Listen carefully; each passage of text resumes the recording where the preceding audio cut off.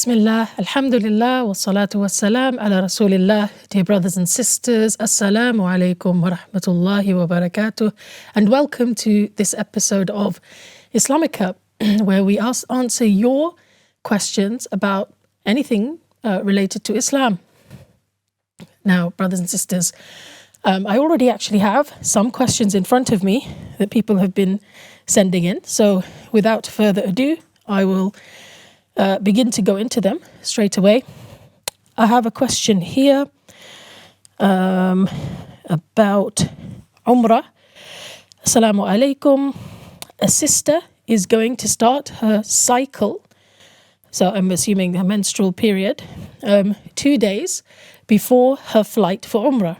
She cannot take any tablets to delay her cycle due to other medications she takes. How can she perform her Umrah while on her cycle? She is only in Mecca for 4 days and so will not have finished her menses. Okay, Jazakallah khairan. Okay, this is a quite a common question. And of course, if you think about it, something like your menstruation is something, subhanAllah, it's something that Allah subhanahu wa ta'ala has ordained for women, right? And so he wouldn't put a burden on us more than we can bear. So the general way to deal with this is, yes, some of the scholars say that it's a good idea if you do have time to take these tablets, go to your doctor, consult with your doctor. There are certain tablets you can take that then delay the onset of your monthly period. And so if you could delay it until the end of the Umrah, then that could be a possible option. However, if you're not able to do that and, or if you don't want to do that, then the other option is that when you go on Umrah, you enter the state of Ihram. So you enter the state of Ihram at the miqat, at the point, there are certain points at which you have to enter the state of Ihram just outside Mecca. Once you enter the state of Ihram, it doesn't matter if you're in your menses or not, you can enter that state. Then you carry on to Mecca and you're in that state of Ihram throughout that period. The one thing that you can't do is make tawaf. And so what you would do is you would stay in your hotel, you would wait in the state of Ihram for a few days. If you think your period might finish before you leave, then, that would be the best thing for you to do, just to wait and then go and make the tawaf, go and make the sa'i and complete the Umrah, okay? But if you have a flight to catch, there's no way you can delay it. If there's a really high level of probability that you're not going to be able to do it in time, then what you've got to do is, you are permitted, because it's like a necessity, to actually, go and make tawaf, even in a state of menstruation. Of course, you have to make sure that there's no chance of any impurities coming, soiling the masjid or anything like that. Of course, take all the precautions that are needed and go and make your tawaf and sa'i. And that would be considered a situation of necessity. But like I said, if it's possible to delay your flight, that's what you really should do. If it's possible to just wait until the period has finished, the menses has finished, you stay in a state of Ihram within Mecca till the period is finished, and then you complete the rites of Umrah, and then, you can exit the state of Ihram before you leave. Jazakumullah khairan. Next question. We have a question here about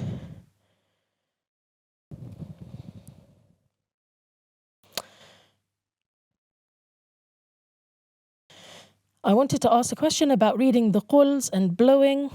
I was advised to do it at night. Can it also be done in the morning or at any time one feels the need for protection? Thank you. Yes, so, the practice of making ruqya on yourself, cupping your hands and then saying or reciting the short surahs of the Quran, the Qul surahs, and then blowing it over oneself, it's not something that you have to do at night.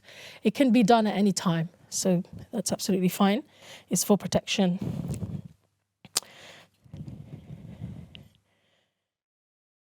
Okay. Another question I have here is it permissible to breastfeed your child beyond the age of 2? Really, you should stop at the age of 2, try not to go beyond that. So probably as your child is approaching the age of 2, you want to start cutting down on the number of times you're breastfeeding. So maybe, for example, stop the daytime feeds, right? And only feed at night, or vice versa. And then just, start eliminating the feeds more and more. Of course, at the same time, you're increasing the amount of food and milk, cow's milk, that the child is consuming. And so there's no nutritional issue there. At the age of 2, that's the limit. You shouldn't go beyond that. You should try your best to finish before that. And there's no nutritional reason why your child would need it beyond that age either. So, inshallah, Allah subhanahu wa ta'ala knows best. Another question I have here. Assalamu alaikum, wa alaikum salam. I wanted to know if I should keep meeting my sister who has 2 young children, and now she is married to a Christian man. I don't want my own children to be negatively influenced. I don't want them to start thinking it's okay, and maybe they could also do something similar, although I'm sure they know it's not okay. Also, if I should keep meeting her, should I also invite her husband? Is any of this permissible? Okay, so that's quite a predicament, I guess, because, on the one side, it's your sister, and on the other hand, she's obviously in a relationship that the Sharia deems haram. And then on the other issue that you have is that you have children, and obviously, you don't want them to be affected. Okay, I think one of the simple advices I could give is that, inshallah, you should, of course, maintain the ties of kinship with your sister. You should maintain the ties of kinship with your sister. And that means, saying the salam to her, fulfilling her needs, and those kinds of things. If you think her coming to your house, her coming to your house by herself, that should not be an issue either, Inshallah, perhaps by her coming to your house, this might influence her and help her to become more practicing, etc.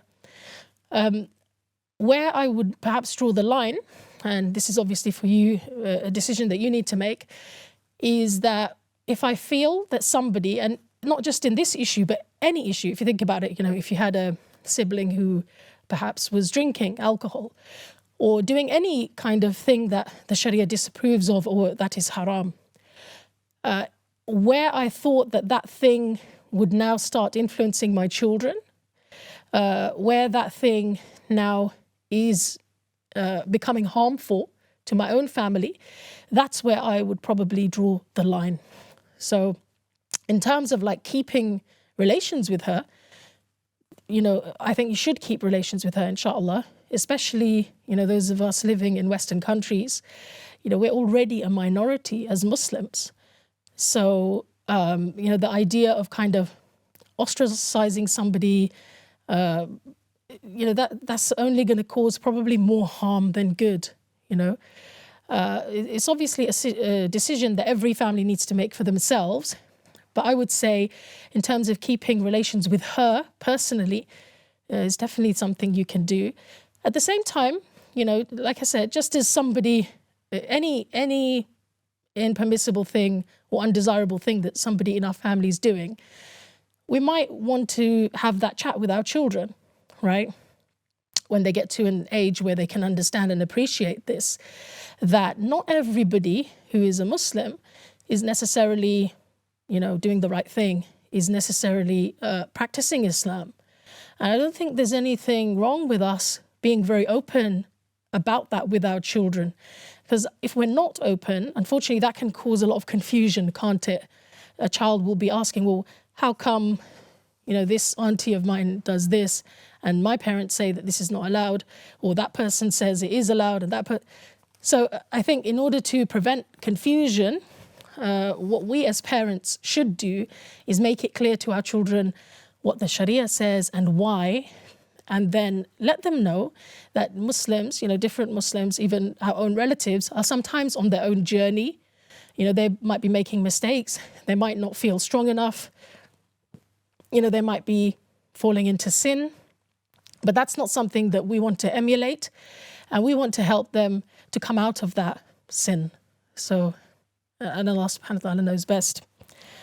I pray that Allah subhanahu wa ta'ala makes the situation easy for you.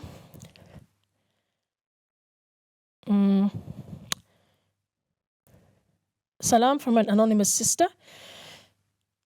I saw my sister who is living in my dream, and I was doing her ghusl.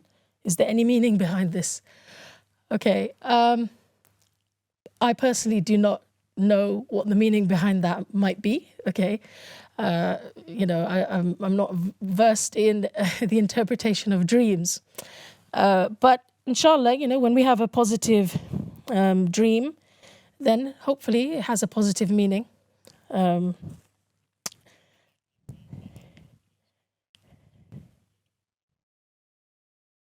We have another question here.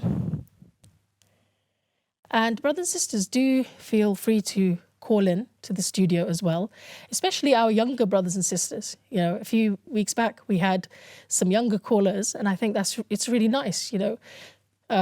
Allah subhanahu wa ta'ala has encouraged us, and the Quran and Sunnah encourage us to ask questions, to gain clarification on any issues that we might be curious about, that might be bothering us, especially in relation to our deen. And there's no haya in the deen, meaning that if you have a question, it might seem a bit embarrassing to you, you might feel shy to ask, but if it's something that inshallah will help you to get closer to Allah, it will help you to worship Allah better and prevent you from sin, etc., then inshallah there's nothing to be embarrassed about or anything like that. So I encourage you also to call in, although of course your WhatsApp messages are welcome. Assalamu alaikum. Is a husband obliged to heed to a father-in-law's instructions which favour the desires of the wife and her parents, but which is against the desires of the husband and his parents?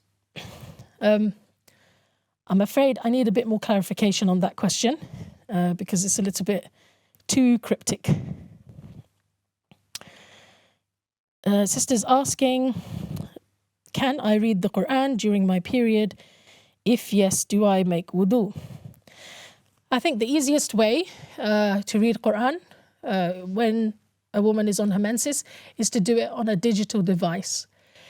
Because it's actually the touching of the mushaf, the physical touching of a mushaf. And a mushaf is basically a copy of the Quran that, so a book, for example, or a page, that the majority of which is Arabic Quran, right?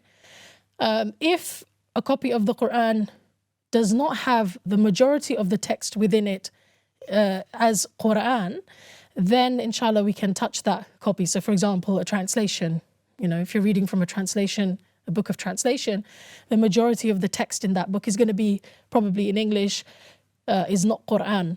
But when there's a mushaf that is pure Arabic, that's the mushaf that you shouldn't hold and touch. So really, one of the best ways to deal with this is to use a digital Quran. You can go on Quran.com. There's loads of apps out there, right? You can just download them onto your phone and you can read them from your phone. And in order to read from your phone, you don't need to be in a state of wudu. Okay, we do have actually got a caller. Inshallah, I will ask the caller to ask the question and then let's see if we can fit in the answer. Assalamu alaikum, caller. Wa alaikum salam rahmatullahi wa barakatuhu. Sister, I would like to ask you, if you've got a little bit of interest money, is it allowed for us to give it to a children's hospital? Is it allowed to give it to? A children's hospital, or any hospital for that matter, or anywhere. Okay. It's interest money. Okay. Jazakallah khairan. Thank you for the question. Thank you. Jazakallah. Assalamu alaikum wa rahmatullahi wa barakatuh. Wa alaikum salam wa rahmatullahi wa barakatuh. I'm going to have a look at some of the other questions I've got here.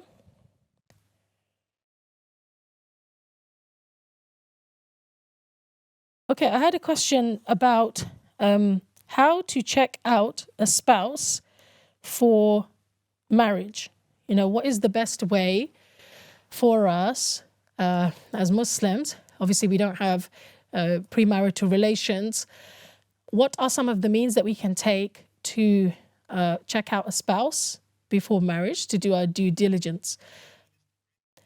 So one of the important things that we can do, apart from obviously meeting that person with our mahram, you know, with our wali, preferably. So if you're a sister, you know, you would want to meet that person with your father or with your brother. If you're a brother, you would want to meet the prospective sister, perhaps with a member of your family. It would be a good idea, maybe your mother. And the reason for that is that, you know, our elders, they obviously have the breadth of experience. They know certain things to look out for that perhaps you won't be looking out for, you know, especially if you're very attracted to somebody. You know, it's not something that you might notice. And so it's good to have the views of our elders and for them to be present in some of the meetings that we have with that person, to ask the right questions, etc. The other thing is what you can do is actually request references. Unfortunately, this is something that a lot of people don't do. But if you think about it, if you were going to interview somebody for a job that you had or something that you wanted them to do, one of the things you do is to request references, right? And the reason for that is that obviously somebody who's perhaps worked with that person before or lived with that person will have more of an insight into their personality, into their character, etc. So I think one of the important things you can do is ask them to provide you with references, and, you know, try not for it not just to be their best friends, you know, but somebody who's actually traveled with them or lived with them or done business with them, you know, or even like studied with them, you know, those kinds of things. And if that reference is a Muslim, then of course they should know that they've got to be very, very honest. They've got to be very honest. They're allowed to disclose any negative traits of that person as well, or anything negative that you know that you should know. And so they should be very, very honest. And in that case, it wouldn't be considered backbiting at all. You know, it's something that they should do. And subhanAllah, sometimes, you know, there's certain insights that you can get from a reference that you wouldn't ever really be able to get from a few meetings, or from knowing somebody for a short amount of time, or from only meeting, you know, their family. So I'd really encourage brothers and sisters, you know, before you get married, to seek out references, to seek out people who, like I said, have either traveled, lived with, done business with, studied with your prospective spouse, and ask them for either a written or other type of reference. So inshallah, we're coming up to the break. And after the break, we'll continue answering your questions. Jazakumullahu khairan. Wassalamu alaikum wa rahmatullahi wa barakatuh. Bismillah, alhamdulillah, wassalatu wassalam ala rasulillah. Dear brothers and sisters, welcome back to IslamiQA. I'm your host today, Fatima Barkatulla, and I'm answering your questions. Brothers and sisters, have you noticed we're getting closer and closer to Ramadan? It's not very far away. I think it's a very good idea, as the Sahaba and the Salaf used to do, to start preparing for Ramadan, right? You know, plan out your year and actually go into a different mode for Ramadan. Start preparing what you need to do before Ramadan so that when Ramadan comes, you're in the optimal situation, inshallah, for making ibadah. Some of the Salaf used to increase in the number of fasts that they would do just before Ramadan so that they would, be in the practice of the fasting, etc., get a feel for it again and find it easier during Ramadan. So I hope you're all making your own preparations.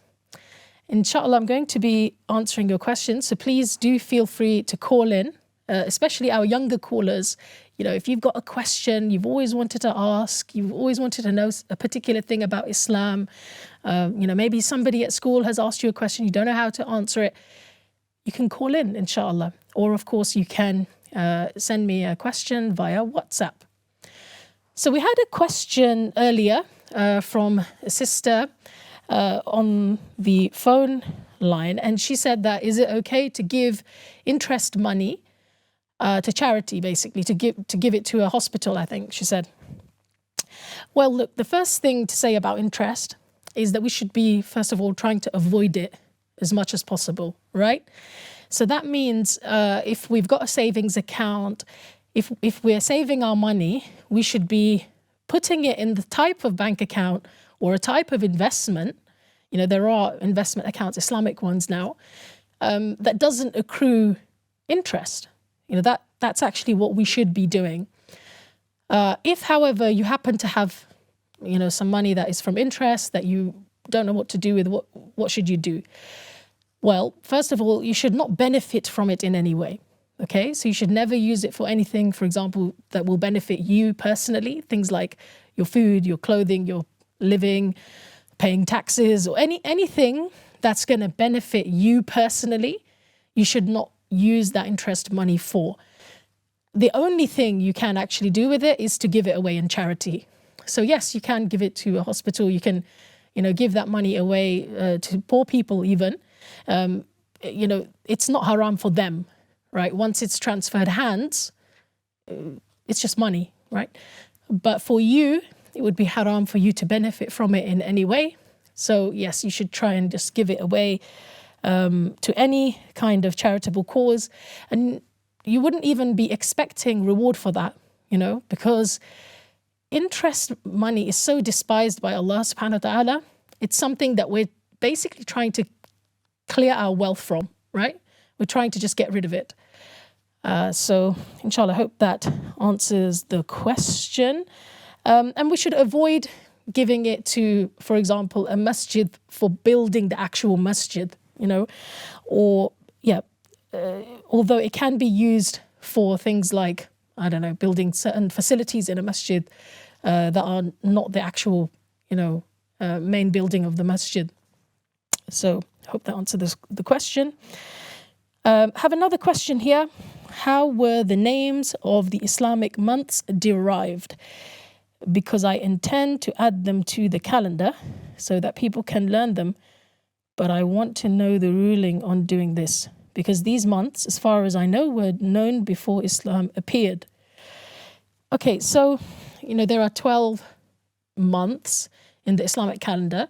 They are the lunar calendar, which is basically, the moon's movement around the earth, rather than the solar calendar, which is the calendar that, the mainstream calendar in, for example, Western countries, which is a solar calendar, the movement of the earth around the sun, right?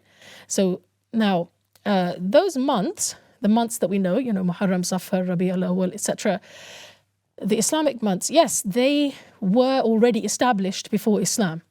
They are historically named based on various reasons. Like every single month has a different story behind it, like something that happened in Arabic history, in Arab history.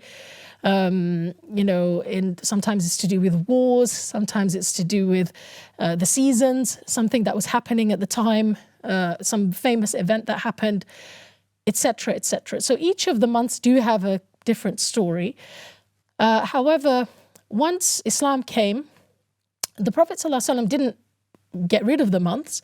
The months are the months. The Muslims continued using the names of the months, and there was no problem in that. However, the Prophet ﷺ did give, for example, with Ramadan, with certain of the other months, a different status, right? Based on Allah subhanahu wa ta'ala's guidance. So there's nothing problematic about the months and their names. It's just a historical fact that they were named in a particular way. And so I hope that answers your question, inshallah. I have another question here. When getting to know someone for marriage, how compatible do you have to be? How compatible do you have to be? Okay, I guess, this is a very good question. How do you know if you're compatible with somebody for marriage? And of course, there is an element of subjectivity there, right? It's not like there's no one-size answer for that question. However, I can give you some pointers, some things that you might want to look out for. Compatibility or kafa'a is something that the Sharia does or has traditionally encouraged us to think about, So compatibility can be from different angles. Are you compatible in your age? That's something for you to personally think about. Is the age difference between you going to be a big deal? Is it kind of appropriate? Is it something that you're going to be able to live with? Maturity, mental, intelligence as well. Sometimes, you want to marry somebody who you feel you can have a conversation with, who's on a similar wavelength to you. Islamically, there might be certain other elements you want to consider, like language and cultural elements. Now, sometimes people, especially those of us in our generation, those of us brought up in the West, we sometimes kind of ignore or think it's not important to think about culture and language. And although culture and language are not the most important thing when we're thinking about marriage, it's not. We can't also say that they're nothing. They do actually affect people, right? Some people would actually like to be able to speak to their spouse's family in their native language, right? Or like their spouse to be able to speak to their parents in their native language. Or there might be certain cultural things that you don't even realize that you've been brought up with that are really important to you in your culture that somebody in another culture wouldn't necessarily think are that important. Now, that's not necessarily a reason not to consider somebody compatible, but it's definitely worth thinking about. It's definitely worth at least thinking about that. Is this something that I'm prepared to live with? Are these differences things that I'm prepared to live with? And mashallah, many brothers and sisters do live, in culturally diverse families, and they've adapted and thrived in those situations. But I'm just mentioning the things that you might want to at least think about when it comes to compatibility. What I would, in summary, tell you to do is to make a list of the things that you're willing to negotiate on and the things that you're not willing to negotiate on, And if you can do that, then inshallah, when you meet somebody for marriage, you can, see, okay, do they fulfill the things that are must-haves for me? And do they fulfill the things that are nice-to-haves? And of course, we have the guidance of the Prophet ﷺ in his hadith, in which he said that a woman is usually married for 4 things, for her beauty, for her lineage, for her beauty, her lineage. I've forgotten the other 2. But he said at the end, didn't he, that take the one who has the religion, right? Take the one who has the religion, and that's really where you're going to get your success from. So yes, religious compatibility is the most important. Okay. However, other things like beauty, like wealth, that's what it was, wealth, lineage, those things are things that people usually take into account. What kind of family are you from, etc. But the most important thing, of course, is religious compatibility. Other areas of compatibility are important as well, and it's really quite subjective. So inshallah, may Allah subhanahu wa ta'ala help you with that. I do have a caller actually on the line, so I'm going to go. I think I've lost the caller. Please do call back, caller. Inshallah, I will prioritize you, inshallah. I have another question here. How much does attraction matter? Okay, before I answer the question about attraction, I'm going to go straight to our caller. Assalamu alaikum, caller. Alaikum salam, Shaykha. I have a question. Yeah, first of all, sister, tell us your name and where you're calling from, if you don't mind. My name is Evelyn. I'm calling from Hertfordshire. Okay, mashallah. Yeah. So my question is, when you're performing sujood, is it wrong for the nose to touch the ground? When you're performing sujood? Is it wrong for the nose to touch the ground as well? Okay, is it wrong for the nose to touch the ground? Okay, Jazakillah khairan for your question. Thank you so much. Jazakallah, shukran. Okay, so to answer Sister Evelyn, I think her name was her question. Yeah, the nose should touch the ground when we're making sujood. Yeah, so, the nose, the forehead, the hands, the knees, and the feet should all be touching the ground when we are making sajda. Okay, so I hope that answers that question. Going back to our question about attraction. A sister asks, how much does attraction matter? What if I'm not attracted to somebody, but they have other good qualities or characteristics? Well, look, again, it's very subjective, right? Different things are attractive to different people. But here are some general pointers I would give. Of course, one of the purposes of marriage is to satisfy our sexual desires, right? And for that, you usually need to be attracted to the person, right, who you're going to marry. So I wouldn't disregard attraction. Attraction is important. We already mentioned, the Prophet ﷺ said that a woman is married for 4 things: her beauty, her lineage, her wealth, and her religion. But he obviously emphasized the religion. But it doesn't mean that the other elements, like beauty, etc., are nothing, or that they don't need to be regarded, or that they aren't important to people, right? In fact, the Prophet ﷺ encouraged a man, when he was going to get married, to look at the lady who he was going to marry, right? So, and of course, the reason for that is to build some kind of attraction, right? When there's some attraction, then inshallah, that is kind of paving the way for a fruitful marriage. We just have to be a little bit careful, because we're living in a culture and a time when we're constantly bombarded with images, aren't we? We're constantly bombarded. And so our ideals regarding attraction can sometimes be quite warped. So that's something to bear in mind, And this is why the Sharia encourages us to lower our gazes. If you lower your gaze, you protect yourself from seeing so many different types of people, so many different ideals and of attraction and of beauty that can sometimes warp your own natural sense, of what is attractive and not. So lowering our gazes helps us to feel attracted to an average person, actually, and vice versa, right? For men to feel attracted to women and women to feel attracted to men. Because the average woman is attractive to the average man, and the average man is attractive to the average woman, except when we have kind of warped our sense of attraction by bombarding ourselves and exposing ourselves to a lot of this stimulus, that is actually very harmful for us, visual stimuli.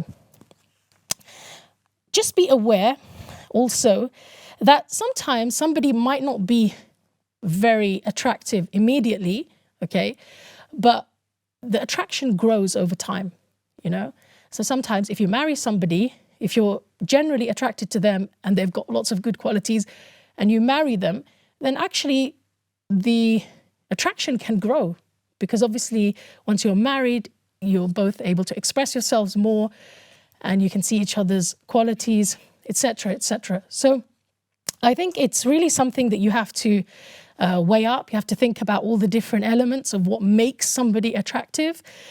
And through that, inshallah, you can make your decision. But generally speaking, attraction is something that we should consider. And that's important, because then it helps us to lower our gazes once we are married, right? I do have a caller, so I'm going to go straight to the caller. Assalamu alaikum, caller. Wa alaikum salam. Dear sister, please tell us your name and where you're calling from. My name is Habiba. MashaAllah, Habiba. And I'm calling from Scotland. MashaAllah. How are you, sister? I'm fine, thank you. What is your question, sister? How can I help? My question is regarding Salah. When it's just a requirement for the elderly, when they pray, they have incontinence of urine. So how that make your Salah valid or non-valid? How that works? Okay. Jazakallah khairan for your question. Thank you for that question, inshallah. Okay, I'm going to try and answer that question very, very quickly, inshallah, before the end of the show. So, of course, when somebody is ill, then they have an excuse, right? For maybe certain things can be overlooked. So they do still have to pray, okay? So even if a person is incontinent, as long as they can pray and they're conscious, they should pray. And if the incontinence is like, temporary, if it's only at certain times, then of course they can clean themselves, make wudu for each prayer and pray. But if it's a continuous thing, then inshallah, it's a darura situation. It's a situation where there's a necessity and they should just wear something that will protect themselves from urine, and they should make wudu and pray, for each salah. And Allah subhanahu wa ta'ala knows best. Jazakumullah khairan, brothers and sisters. Until next time, Assalamu alaikum wa rahmatullahi wa barakatuh.